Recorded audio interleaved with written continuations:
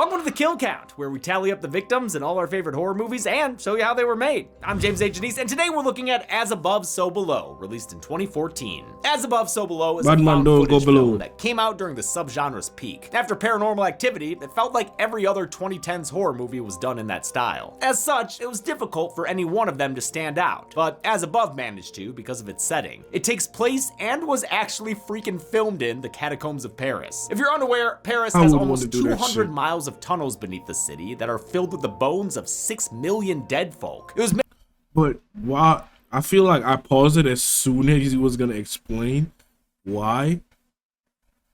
So I'm gonna just shut my ass up. Made and filled in the late 18th century, but nowadays functions as a tourist attraction, though only about a mile is open to the public. It's one of the coolest things I've ever learned about, and is near the top of my travel wish list. Aside from the setting, the movie's fine, I guess. It's as much an adventure flick as it is a horror movie. It feels a lot like Tomb Raider, Indiana Jones, The Da Vinci Code, the Brendan Fraser Mummy, those kinds of films. Lots of puzzle solving and treasure hunting and uncovering historical secrets. The acting is solid, especially from the two leads, who really sell their expertise in the subject matter. It's also got a ton of awesome visuals, including a few that were done practically in impressive ways. In the end though, the parts feel like they add up to a lesser whole. Things just sort of happen, and then before you know it, the movie's over. I don't mind the dumb silliness behind all the scavenging for clues. I think it makes sense for a movie like this. I just wish it all came together at the end to something more. But at least I wasn't bored watching it. If you want a cool looking... My ass is sitting on the blanket and it feels uncomfortable. Y'all ever get that feeling? Something touching your butt and it's not actually touching your butt? No, just me. I forgot. I'm talking to myself. So yes, just me. Yo, fucking big ass blanket, bro. Big ass blanket.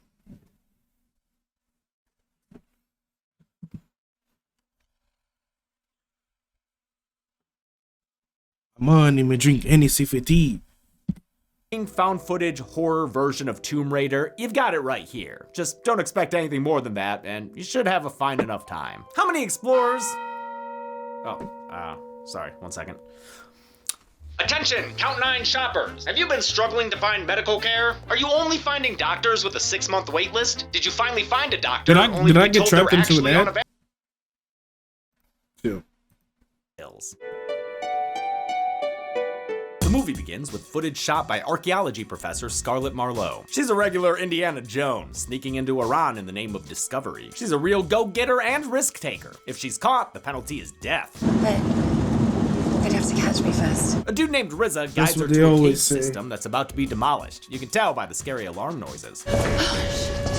That means Scarlett's gonna have to act fast. She finds an ancient artifact and, like the British person she is, takes a hammer to it. But not to take home with her and stick in a museum, is to reveal a little cubbyhole with the extra special secrets. Like the Wall Street Bowl? The Rose Key. Oh, it's the Rose Key. As the countdown to destruction continues, she spends They could have really went a whole second different recording the direction with symbols on this the movie. statue. She takes off as the demo team begins, stopped only momentarily by a ghastly vision, twistin' in the wind. Then they set the explosives free, and now she's sighing on the ground, the wind knocked out of her. But she survives thanks to Riza. Knew that guy wasn't nothing to fuck with. He warns her to be more careful in her pursuit of knowledge, reminding her that a similar quest made her father go crazy. My father wasn't crazy. Everyone who hunts for Flamel's stone is crazy. They all wind up dead. The footage picks You gotta listen to the old Arabic, man. They be having up later with Scarlett filmed by her cameraman Benji. He asks about her research and that stone Riza mentioned, the Philosopher's Stone, or the Sorcerer's Stone if you're American. Either way, it's a mythical item sought after by alchemists. It's an elusive substance that could turn base metals into gold and can provide the key to eternal life. Damn, dude, that's better than a chug jug. Scarlett's father dedicated his life to finding the stone, but died before he could. Scarlett's determined to Y'all lucky I don't have my Full Metal Alchemist Alchemist she and Benji are in poster. Paris. That's the home of the stone's creator. Say it with Hermione, everyone. Nicholas Flamel. According to her dad's research, the stone could be found following clues in Fuck this blanket, bro. Yeah.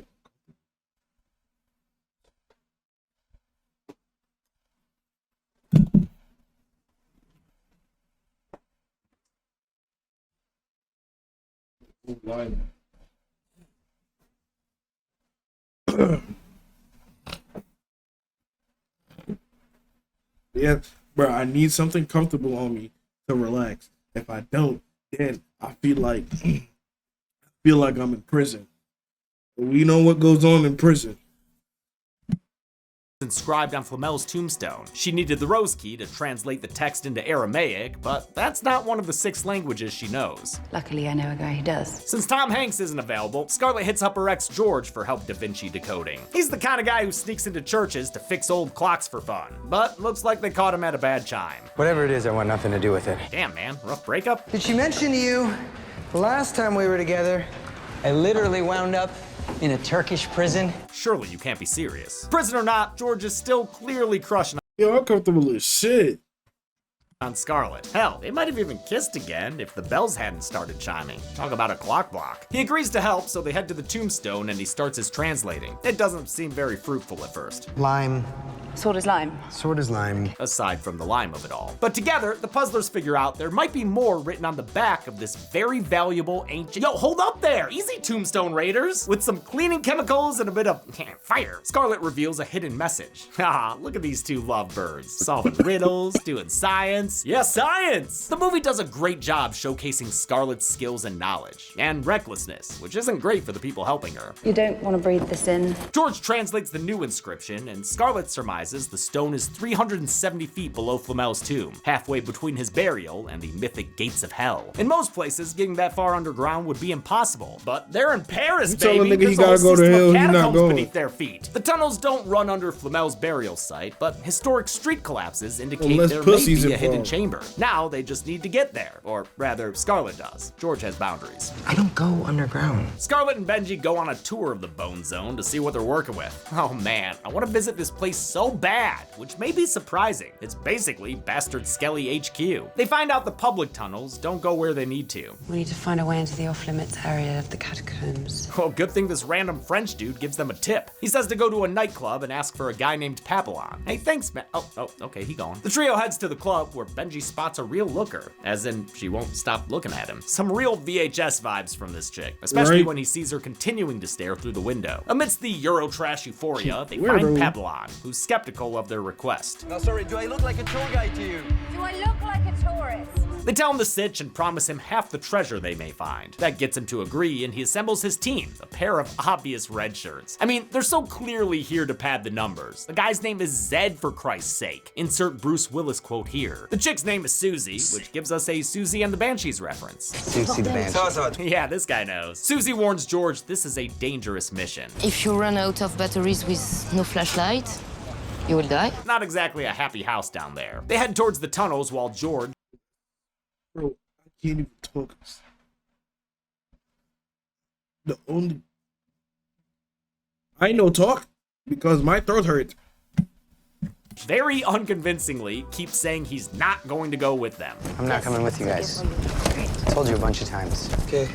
I'm leaving you guys in a second. They get to their tiny, tiny hole of an entrance. Oh god, this is an absolute nightmare. Before they descend, they gear up with pin cams and headlamps, so this can be a proper found footage film. After the success of their other found footage projects, like the Poughkeepsie tapes and the English language rec remake Quarantine, sibling filmmakers John Eric and Drew Dowdle went for a three-peat with a movie set in the Paris catacombs. The found footage aspect was less important to them than the lead character they had been developing, a female Indiana Jones searching for a hidden relic. Both of them independently fell in love with separate auditions from Perdita Weeks. Always sort of partly jokingly said that I wanted to play Lara Croft, so I think this is about as close as I'll ever get. The movie came together fast, with only 7 months between initial pitch and director's cut. For the story, the brothers drew on their love of history and mythology, including Egyptian hieroglyphics, the hell depicted in Dante's Inferno, and the supposed alchemist Nicholas Flamel. There That's another game I want to play too. Dante's Inferno. I'm Dante play. I get it. I want to play that game. It looks so fun. also inspired by the documentary Touching the Void, which followed a mountaineer who was forced to descend deeper into a large crevasse after falling in. Scarlett begs George to come with them, and during the deliberation, a policeman spears Papillon out of nowhere, by God! It kicks off a scramble that forces everyone, yes, even you, George, into the tunnel. He's pissed, not because he grew up watching the descent. Turns out his little brother drowned in a cave when they were kids, and he's avoided them ever since. George is played by Ben Feldman. It's the most random shit I've ever heard. How did he drown in the cave? Where was the water? How could he have possibly drowned in the cave? Seen on the kill count in the Friday the 13th reboot, but I know he'll I've always seen him begin for somewhere. me. The group wades through waterlogged tunnels and past a bunch of women in white having an a cappella rehearsal. There is always some weird people down here. Yeah, I mean, it's creepy, but you can't beat the acoustics. I would Also, weirdly boobs. know that. Wait a minute, have I seen that conductor before? Oh yeah, it's Creepy Club Chick. Peplon leads them deeper as the singing echoes through the tunnel like a dramatic diegetic score. He shows them the narrow passage they're supposed to crawl through next, but Benji's got a bone to pick with that plan. Fuck that, man. I'm not climbing over bones. Scarlet agrees. Her map indicates another tunnel is more direct, but Papillon shuts that shit down. His friend Lataupe, or the Mole, went through that evil tunnel years ago and never came back again. That means their only option is the Tunnel of Tibias. While this bone burrow was real, a fake wall was Now, we're going through the devil's ass here. It's known as the smallest cave in the world. You can only fit 9 inches of girth in there. And niggas will still go in there. And be surprised when they die. added to make it even more claustrophobic. Benji tries to purge the fear from his mind, but as he climbs through, he gets stuck and starts to panic. This scene is incredibly stressful to watch. The raw terror in his face and voice combines with the sound of bones crunching all around him and that choir in the background. Why are they singing? Why are they singing this fucking song? Just tell them to shut the fuck up! As Benji crawls free, the tunnel begins to collapse around him. They pull him out just in time, but find that things are getting grave encounters in here. That same evil tunnel they left behind is right in front of them. And that don't make sense. This is the tunnel.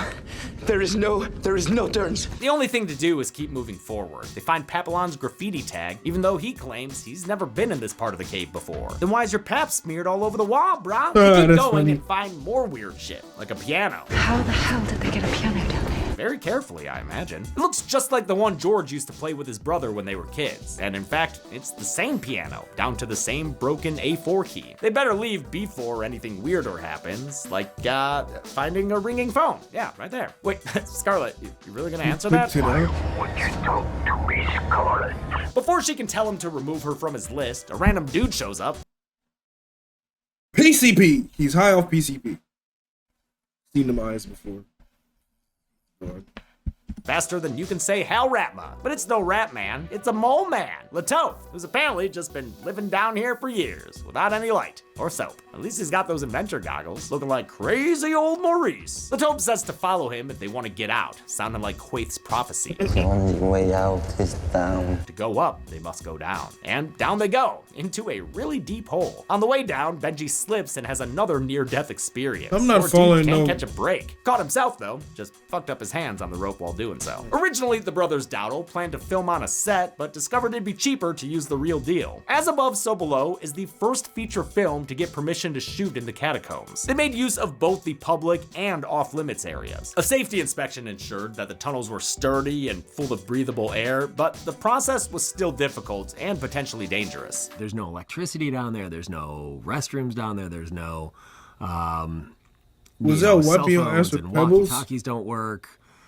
You have nothing down there. The conditions the characters face match what the cast and crew had to endure, from the cold, damp, and dark to the piles of real human bones. It's a space that feels like a nightmare. For 5 weeks, they spent every day 6 stories underground, shooting with a small crew of around 10 people. That included the actors, who lit most of the scenes with their headlamps. Shooting the catacombs, how amazing, that'd be so fun.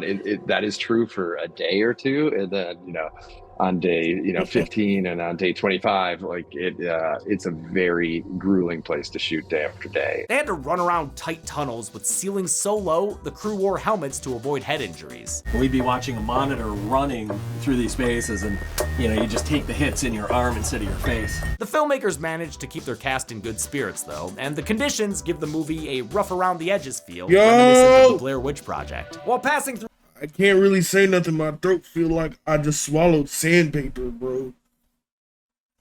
My room lights is red because we just got done twerking for chat.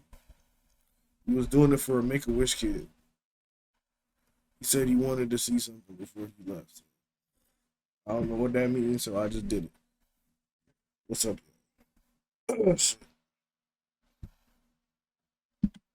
Through a watery chamber, the group hears deafening screams and sees a ghostly little boy. Oh, holy shit, what was that? The question You playing is games not on Friday. What was that, but who was that? Yo, mole man, shut your hole, man. They hit a dead end, but Scarlet spots a scarab and knows they ain't just good for creepy crawly deaths in the mummy. The She first time here, recognizes it as a key. say something. All they have to do now is remove I the don't right feel like I'm stone. crazy. And if they remove the wrong one, The ceiling will collapse. Please. Don't make me feel like I'm crazy, please. I know somebody's in here.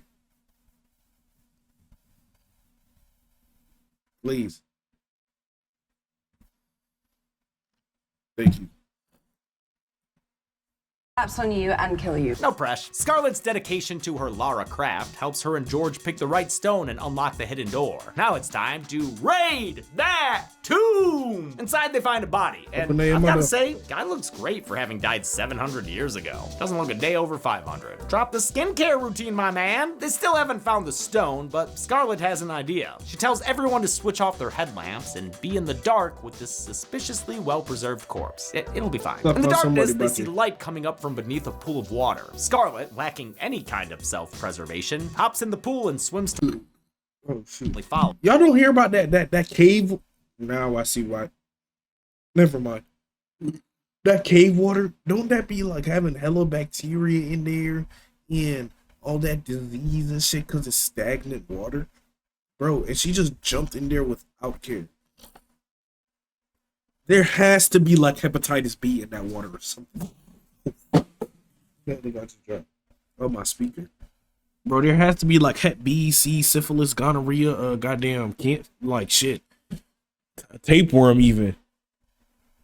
It's gonna be in there, bro. And find a chamber full of treasure. It's the goddamn Cave of Wonders up in here. But Scarlet doesn't stand next to the piles and hold Z. She moves past them and turns her attention towards an engraving on the wall. There, serving as a depiction of the sun, is the Philosopher's Stone. Yo, they actually found it. The most valuable stone ever known, the next to riches you could never miss. Too bad Pap and Pals are being a bunch of aboos and trigger a trap. The ceiling collapses, bloodying Zed's nose, battering Susie, and burying Latope. They try to uncover him, but that's a big Lanope. The ceiling collapse was one of the few set pieces filmed on a stage, for obvious reasons, along with all the nasty standing water scenes, also for obvious reasons. The group finds themselves with no guide, no water, no medical supplies, and no batteries. But at least Susie's injury ain't all that bad. Just rub a little dirt on it, or stone, yeah, rub a little Philosopher's Stone on it. It works, completely healing the wound, and Susie the Banshee is entranced. Give me some of that. Scarlet spots a carving of a door on the ceiling near a symbol. And what's that symbol mean? As above, so below. Title symbol! The phrase is believed to be the key to magic in the world. And if the image of a door is on the ceiling above, the real door must be on the floor below. Even though they're already at the bottom of the catacombs, and there should be nothing further beneath them, Scarlet's able to break a hole in the floor. After the water drains out through it, they climb down once more, where they're greeted by a not-so-warm welcome. Abandon all hope, ye who enter here. According to Scarlet, that's the inscription written on the gates of hell. Hell yeah! This inscription over the gates of hell appears in Inferno, the first part of Dante's epic poem Divine Comedy. Inferno tells the story of Dante journeying through the 9 circles of hell, guided by the Roman poet Virgil. Dante and Virgil are mirrored by Scarlet and George, respectively, while Latope represents souls stuck in limbo. In fact, the movie is packed with references to Inferno, from the imagery of wells to the themes of guilt and sin. A notebook they looked at earlier shows 9 layers to it. And most relevant of all is the idea that to escape, they must keep climbing down. So that's what they do, climbing into the upside down. No Vecnas down here though, just disappearing doors and another pool of water, one with a spooky strobe light. The group may have abandoned all hope, but they regain a Latope. He's waiting for them with a way less fresh looking corpse. I mean, I guess they did break the seal. Dude's looking like a browning avocado. Susie tries to speak to Latope, but he freaks out like he's got the rage virus and slams her to the ground. She gets straight up mauled by that mole as he smashes her face into the stone floor. Scarlet tries to heal her with the stone, but it's too late. You can't bring back the dead. Man, magic can never bring back the dead. As they continue, George realizes they've traveled 1,000 feet underground, and they have to keep going even deeper, rappelling down another hole. Benji's the last to go, but hesitates when he hears someone creeping around. Okay, I was about to say this shit not that scary. I lied. His body just went down. Oh shit, it was the girl from the club. He's really starting to fall for her. Fall to his death, that is. Scarlett is more devastated than Gail Weathers by the loss of her cameraman, but she has to keep going and push through her grief and a bunch of bones. George sees a vision of his brother buried beneath the bones and tries to reach him until Scarlett snaps him back to reality. They follow the sound of screams to a holy shit, a burning car? The ghostly teen sitting in the back seat looks like the kid that first gave Scarlett Papillon's name. Papillon screams over and over that it wasn't his fault, but the burning ghost of his apparent friend begs to differ. He pulls Papillon into the inferno, and the car crumples in on itself. Fuck yeah, that was awesome. All that's left are Papillon's legs sticking out of solid stone. What the hell movie is this? Try to pull him out, but come on guys, Papillon is Papagon. This car was actually hauled down to the catacombs in real life, in a specially selected section where they could do practical pyrotechnics. To pull it off safely, they brought down ventilation systems and waited to light it on fire until just before shooting. Director John Dowdle wanted to make sure it would be safe for the stuntman, so he tested it on himself first. Tested it on myself first to make sure we weren't gonna torch someone, and sat in the car and lit it up. The three remaining explorers can't turn back, so they carry on even if they can't keep calm. Zed especially is freaking out. Dude, just be happy you're still alive. Definitely didn't expect him to outlast cameraman Papillon. never George dies. decides now's as good a time as any for a romantic confession. Whatever happens, the week in Turkey, it's the greatest week of my life.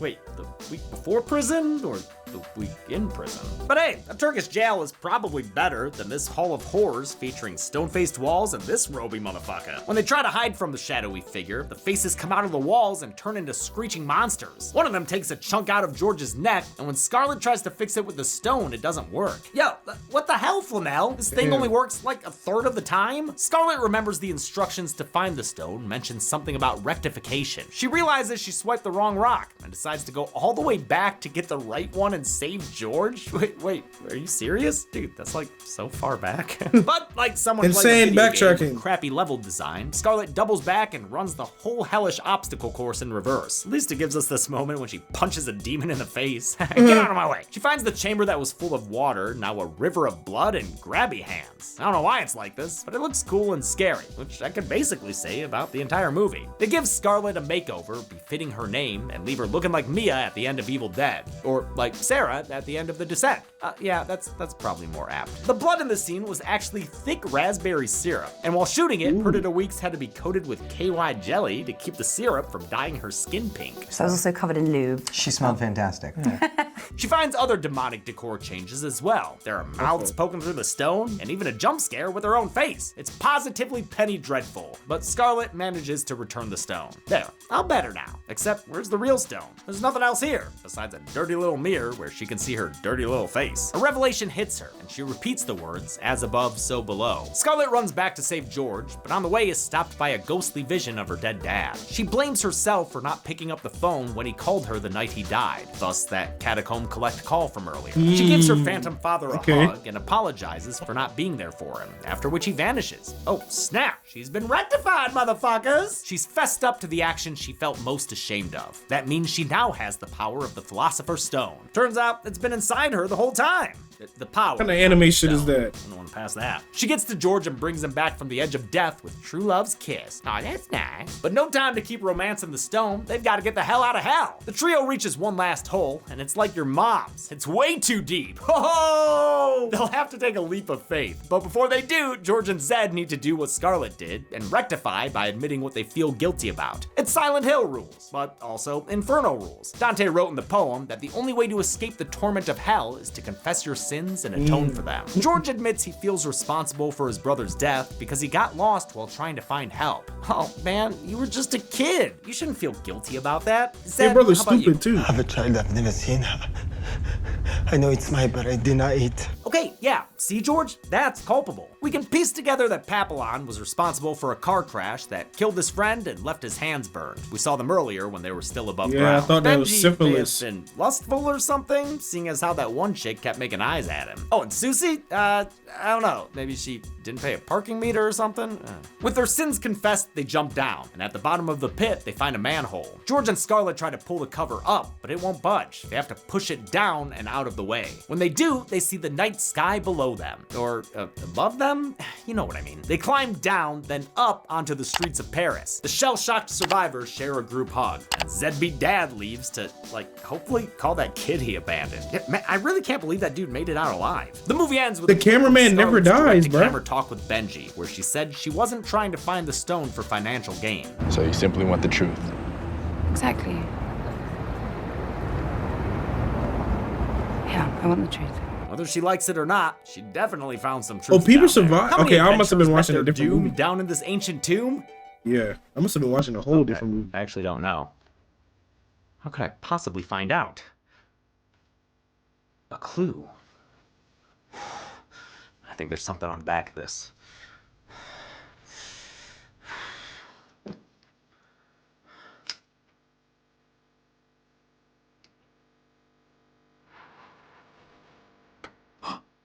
There is.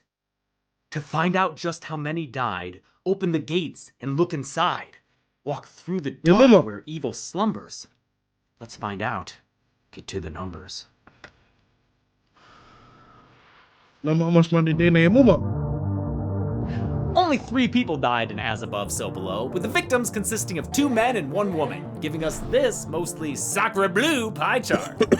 We've seen this count and breakdown 7 times before, first in Nightmare 5 and most recently in The Exorcist. With a runtime of 93 minutes, As Above, So Below had a kill on average every 31 minutes. I'll give the Golden Chainsaw for coolest kill to The head Pamela. bash. Not only does it feature the practical flaming car, but that effect of it blinking out of existence made me yell aloud and clap. Yo, his Double the check legs for kill there. goes to Susie. It's not Oh, bad damn. per se, but I prefer the suddenness of Benji's fall. And that's it. As Above, So Below was released in I shouldn't rate no 2014 more. to largely negative reviews, but has gained a vocal fan base in the year since its release. Until next time, I'm James A. Janice. This has been The Kill Count. On the next kill count. Consider this your... Damn, she look ugly as shit. All right, chat.